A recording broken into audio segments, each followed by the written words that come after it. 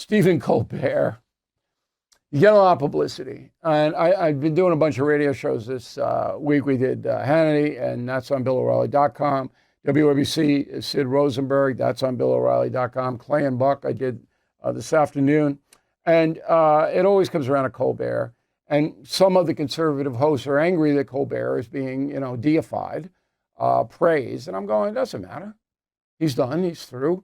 He's not going to last till May. They say he'll be on till May. It won't. But the Progressive Change campaign is now circulating a petition, and they're actually having demonstrations in support of Stephen Colbert. So they had a demonstration in New York, and nobody showed up. All right, a few dozen people showed up, and they were paid, I'm sure, to show up. So it's not like there's a groundswell. And the progressive outfit says they got hundreds of thousands of signatures. Okay, fine. But there is something more important here than just booting Stephen Colbert off the air. Okay? And here it is. Roll the tape. But with Colbert, you see what sunk him was not just his vitriolic approach to Trump, but he censored his program. This has not been put out there by anybody.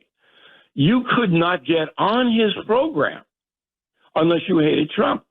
So I was on the late nights, all of them, 75 times. Wow.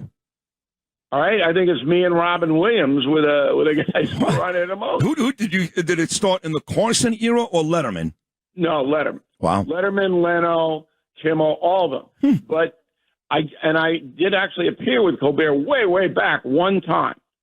But Colbert would never invite anybody who didn't hate Trump.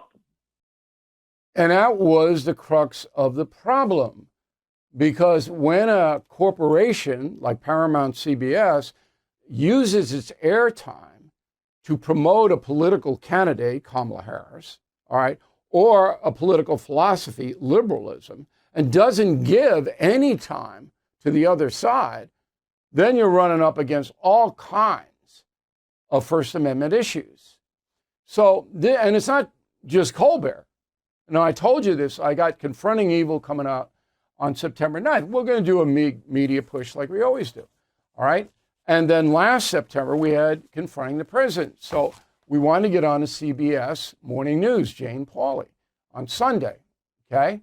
Because that's they give you a lot of time and sell some books. Ms. Pauley wouldn't put us on, and I emailed her directly, okay? Didn't even consider it, okay? And then we tracked it. We tracked her program for a year. One non-liberal guest in that slot, Newt Gingrich.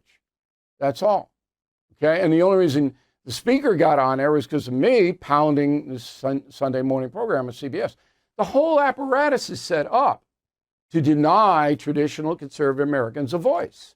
I mean, deny them a voice, not just denigrate them, not just mock them. Shut them out, censor them down. Now, I don't care whether you hate Trump or not. What do I care? All right, I report honestly. I know what the man is doing, and then you can take it or leave it. So I get along with Jon Stewart. He invited me on his program. I hope he does it again. Bill Maher invited me on his program. I hope we can work that out, okay? And a number of liberal people said, okay, you can come on. I was on CNN for presidents. They invited me on. They put me on at like 1 a.m, but that's all right. At least I got on. But not CBS. Slam that door. And that didn't used to happen. You remember on 60 Minutes, which openly rooted for Kamala Harris, openly rooted for her. That's what that story was about, by the way, with the interview and all of that. You remember that Mike Wallace and Don Hewitt, who ran 60 Minutes, I was on twice. Twice. Once for killing Jesus and once because I'm so effervescent or whatever. And it was no problem. They didn't agree with me, all right, but it was lively back and forth. That's the way it should be. Let's face it, the U.S. economy is under stress. National debt rising, trade war shaking the markets. And meanwhile, China is dumping the dollar and stockpiling gold.